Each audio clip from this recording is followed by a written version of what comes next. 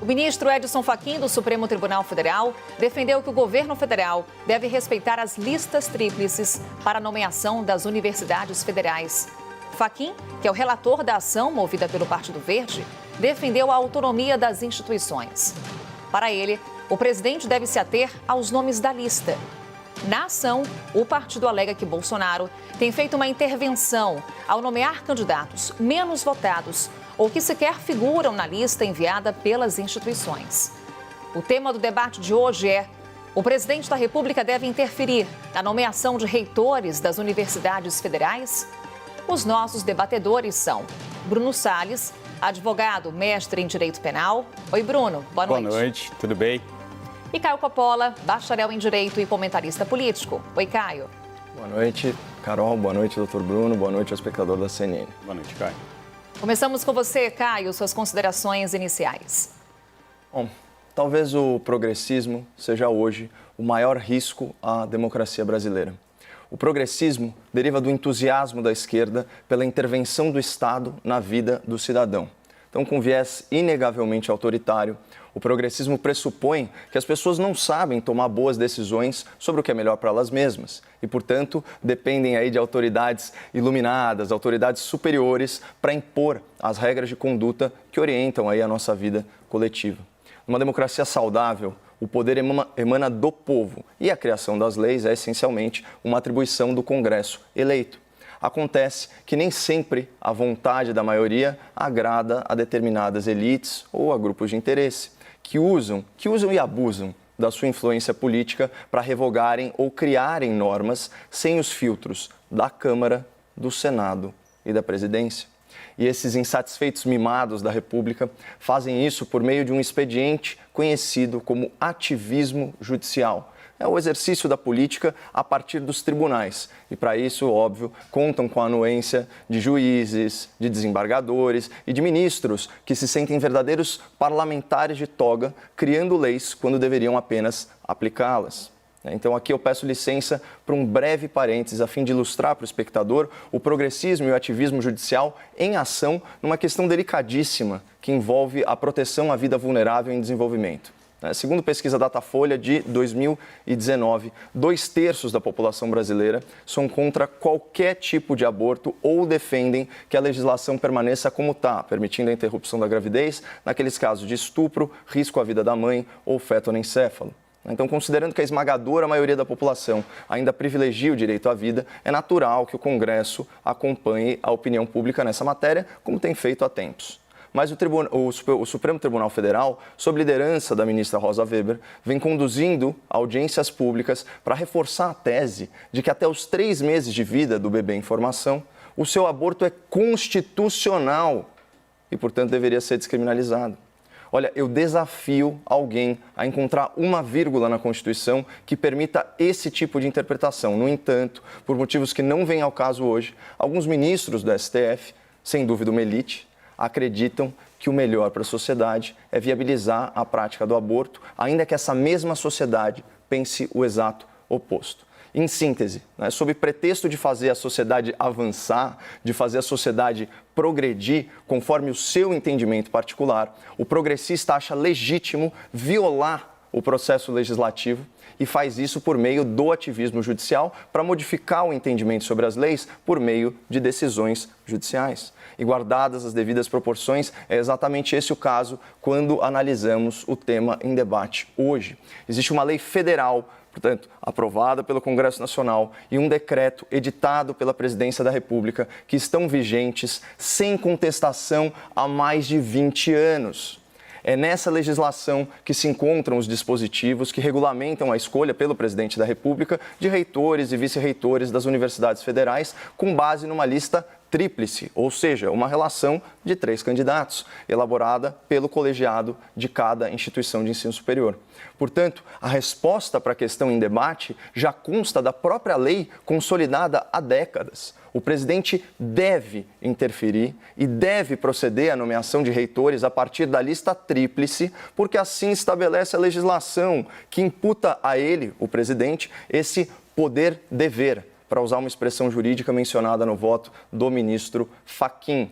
Mas vamos aqui ao real motivo que levou os progressistas a, mais uma vez, se utilizarem do ativismo judicial para tentar adequar a lei aos seus interesses particulares. No Supremo, a peça processual apresentada foi uma ação direta de inconstitucionalidade, ou seja, uma ação que alega que determinada lei contraria a Constituição. Os proponentes dessa ação fingem que estão defendendo a autonomia universitária, quando, na verdade, o que eles querem é atacar o instituto da lista tríplice e obrigar o atual presidente da República a nomear de ofício sempre o candidato que for mais votado no colegiado universitário. A propósito, esse candidato não é necessariamente o mais qualificado, mas sim o que tem melhor trânsito político no ambiente acadêmico. Ou seja, acabar com a lista tríplice é só uma medida corporativista e casuísta. É uma medida corporativista porque ela exclui do processo decisório toda a sociedade que paga essa conta bilionária das universidades e é representada, adivinhe, pelo presidente da República democraticamente eleito.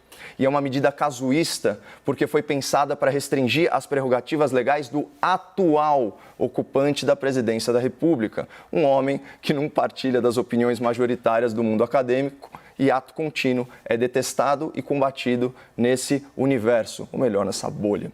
Portanto, espectador, não seja manipulado por narrativas. Essa ação no STF não tem nada a ver com a garantia da autonomia nas universidades, que há muitos e muitos anos está mais do que protegida pela Constituição e pela lei federal, qualquer que seja o governo de turno. Essa ação é um ataque progressista à lista tríplice. E, se bem sucedida, essa agressão à lei vai fortalecer o aparelhamento político e até desestimular a alternância de poder nas universidades que se pretendem democráticas, mas que em muitos casos parecem não ter aceitado até agora o resultado das eleições.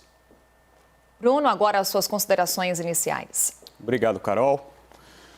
Minhas amigas, meus amigos, telespectadores, boa noite e adotem o conselho do Caio.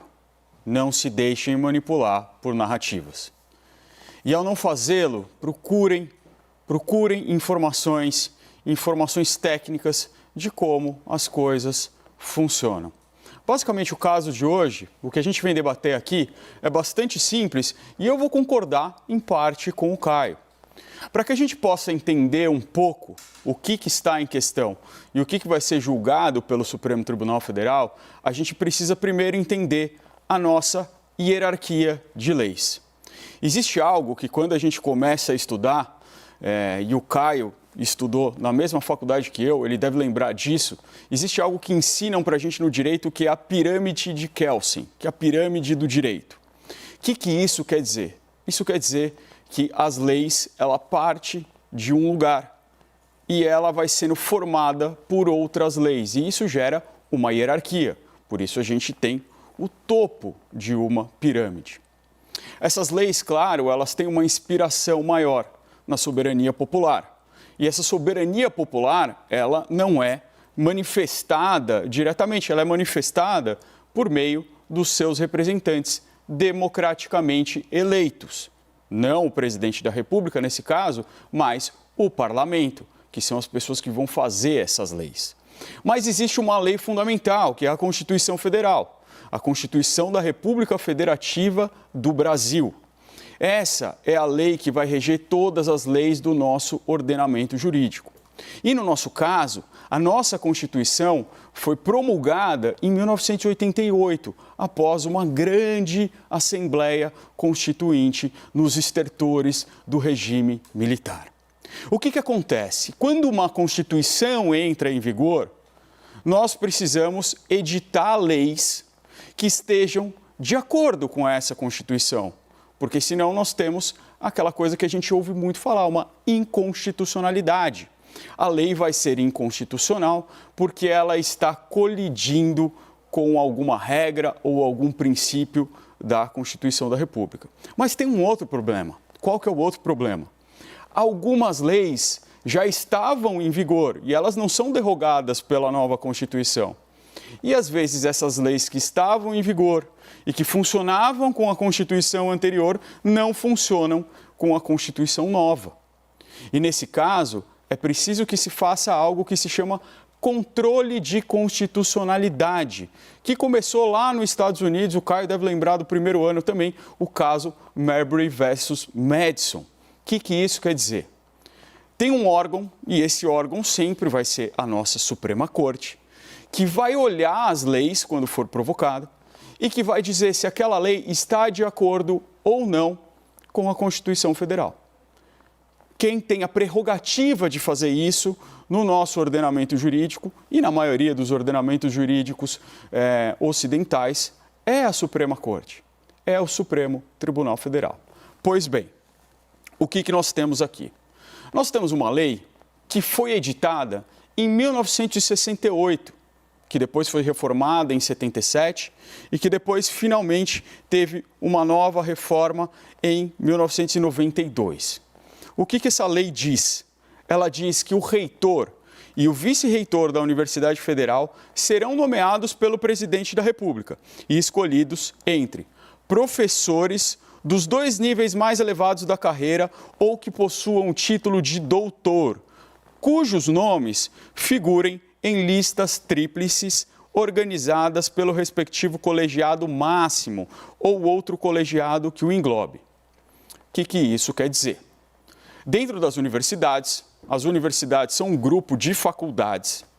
Deve existir um órgão maior que vai fazer uma eleição de pessoas que possam figurar em uma lista tríplice para que o presidente da República nomeie alguém dessa lista.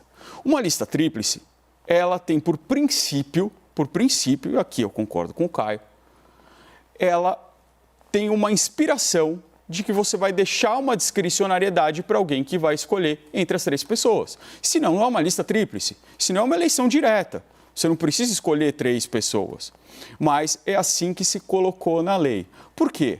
Porque lá atrás, em 68, quando a lei foi editada, o regime militar, e olha, estamos falando de 68, AI-5, linha dura, estamos falando de um dos momentos mais terríveis da nossa história, recente pelo menos, em que se queria tutelar as universidades, em que se queria fazer uma tutela ideológica, com o pensamento, com as orientações, com a visão de mundo daquele regime, que não era a visão de mundo acadêmica, que deve, ao máximo, ficar longe de questões ideológicas e se fundar nas questões científicas, no que é melhor para a universidade.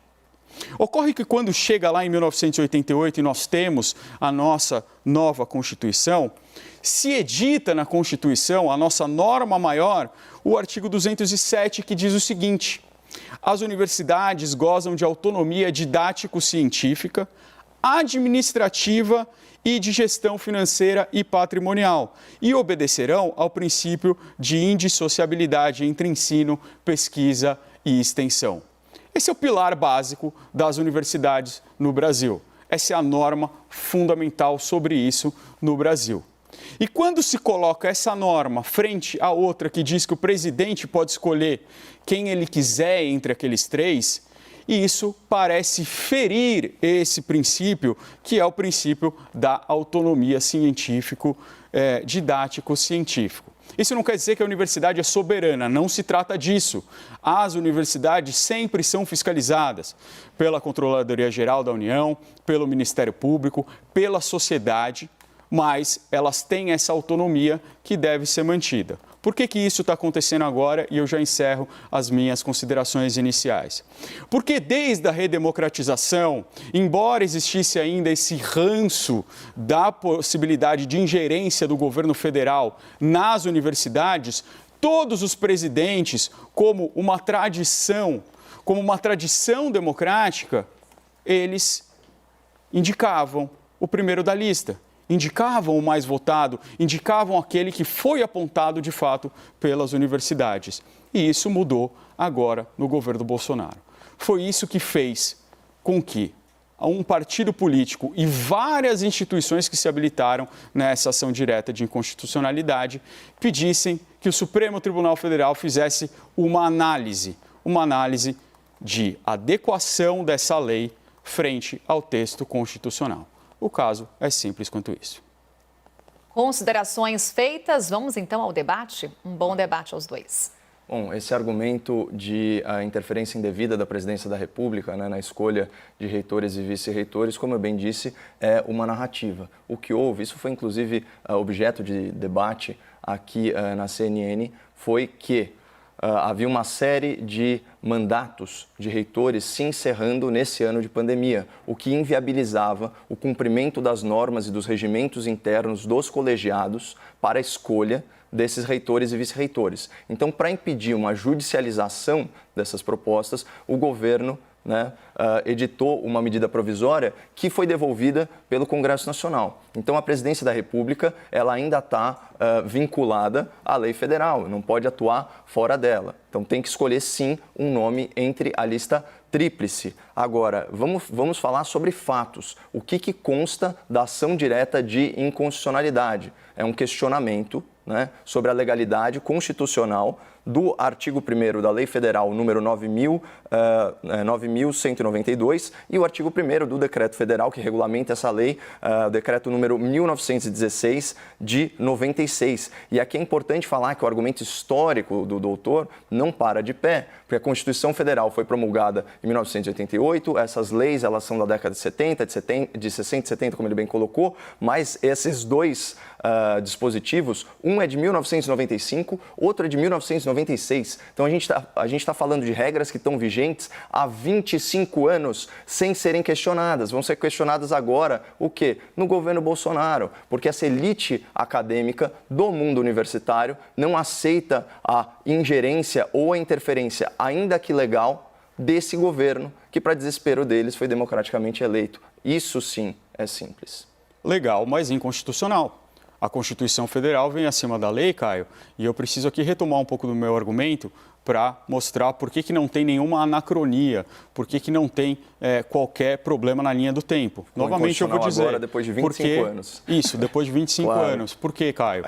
Porque, como eu disse, até hoje, ninguém tinha usado esse dispositivo que estava lá, empoeirado, que estava ali como um ranço da ditadura militar, como um ranço de um regime autoritário, em que, comprovadamente, isso ficou comprovado durante as audiências da Comissão da Verdade, se queria invadir, sim, a esfera de autonomia das universidades. Isso foi dito por pessoas que participaram do regime. Isso não é por progressistas que agora se tornaram autoritários, olha onde a gente chegou. Não, isso está registrado na história. E quando esse dispositivo que está lá foi usado, a lei foi contestada. Simples assim, simples assim. As leis não são contestadas imediatamente. Eu mostrei esse mecanismo. Algumas leis, por exemplo, aqui eu cito a famosa lei de imprensa. A lei de imprensa, editada em 41, ficou vigente durante muitos anos depois da edição da Constituição de 88, até que foi derrogada em uma ação de descumprimento de preceito fundamental pelo Supremo Tribunal Federal. E outras leis serão ainda consideradas inconstitucionais. Não é uma razão casuísta, é uma razão episódica. Isso sim, porque episódios levaram a que se tomasse essa providência de uma maneira judicial. Bom, quem não respeita o processo legislativo é, por definição, autoritário. É o processo legislativo que, numa democracia saudável, regula a criação das leis. Por quê? Porque todo o poder emana do povo, que o exerce diretamente ou por meio dos seus representantes. Quem que não é representante da sociedade brasileira? Muitas vezes a cúpula do judiciário. Claro, é um outro poder, tem outra natureza, mas o ponto é o seguinte, são juízes que se travestem de parlamentares togados. Mas, enfim, o absurdo dessa ação direta de inconstitucionalidade pode ser verificado no voto mesmo do ministro Fachin. Ele fala, e isso consta do enunciado do grande debate, doutor, que a Carol fez a gentileza de ler para a gente. Ele fala em prestigiar a lista tríplice, obrigando o presidente da República a sempre, de ofício, escolher o mais votado. O que é a lista tríplice? Por definição, é uma relação de 3 candidatos. 3 candidatos possíveis. Não existe mais. Virou uma lista para inglês ver. Virou uma questão simplesmente, vamos dizer assim, cosmética, acessória. Por quê? Porque se o presidente é obrigado a escolher só o primeiro da lista, então que se afaste essa prerrogativa da presidência da República e que cada colegiado escolha o seu reitor sem nenhuma interferência. Agora, é um absurdo falar que é um entulho autoritário da época do regime militar, né? Um mecanismo que é um mecanismo até de freio e contrapeso, que simplesmente traz a participação da sociedade por meio do seu representante maior, que é o presidente da República, e em âmbito federal. Vamos lembrar que essa conta das universidades é bilionária. Então, da mesma forma que elas têm que ser fiscalizadas pelos órgãos de controle, não há problema nenhum que a sociedade, por meio do representante, que é o presidente da República, tenha uma pequena participação de escolher um nome entre 3 que são escolhidos pelo colegiado. E lembrando que a autonomia é não estar subordinado e o presidente não é chefe de nenhum reitor e nenhum vice-reitor. Eles têm plena liberdade de atuação. Bom, Caio, quer dizer que a indicação não quer dizer nada. Eu lembro na semana passada ou retrasada, eu infelizmente não estava aqui para ver esse maravilhoso debate, foi com o meu colega Guilherme, você fazendo severas críticas ao presidente da República por conta de uma indicação dele. Sim. De uma indicação que vai ficar aí, que vai prosperar e que, claro, tem uma ligação. Mas cujos critérios são notável saber jurídico e libada reputação, não tem nada a ver com lista tríplice. Você fez uma peroração muito clara sobre possibilidades de influência no ministro do Supremo Tribunal Federal em favor do presidente da República.